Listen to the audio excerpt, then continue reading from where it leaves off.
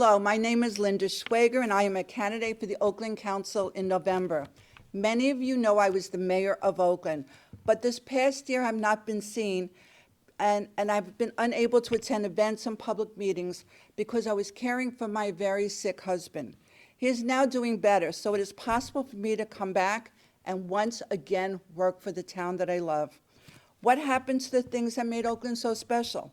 It was our civic pride and recognition that volunteering was an honorable activity, open to every resident regardless of your political affiliation.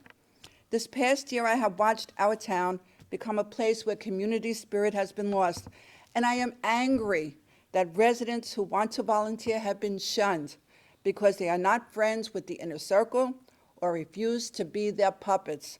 This hurts all our residents. I am upset because public access and information for residents has been limited. Residents still call me and complain that they are not hearing anything. They are calling members of the council with no response or no return call. This is why I am running to be on the Oakland Council. I will be the voice of all residents, regardless of your party affiliation and regardless of your party politics. I promise to make sure the residents of our town are timely notified what is happening. I promise to respond to your inquiries. You should receive notices about road closures in advance and be notified about emergencies. My past record as an Oakland elected official supports what I offer. We deserve better. We deserve transparency, communication, and accountability from our elected officials. Instead, we are hearing about backdoor meetings and not hearing about the important information. Instead, we are receiving higher taxes and less services. And instead, we are hearing the current elected officials claim credit for projects started previously. For example, Bush Plaza, center of our town, the original volunteer committee appointed during the previous administration prepared the plans, which included a funding plan. The committee obtained over $100,000 in pledges for the beautification project, agreement from the county, and a plan to obtain the additional money needed by soliciting for donations. Materials and donation forms were drafted and printed and ready for distribution. The park was supposed to be completed without using taxpayer money. However, the current administration decided, instead of working hard to save taxpayer money, they chose to take out $250,000 from the Oakland's Open Space Trust Fund, money which really comes from the Oakland taxpayer. Lakeside Boulevard was paved according to the plan set forth last year. And contrary to what was told to you about the proposed dump site on West Oakland Avenue, which was stopped, it was stopped because the applicant could not answer the questions, nor the applicant could respond to the research submitted outlining the negative environmental impact on the community from written information gathered by fellow resident Andrea Levy and by me. The written findings, together with pictures, letters, and petitions, were sent before the end of last year without so-called help from this year's administration. What happened to the project started and now dropped without public discussion?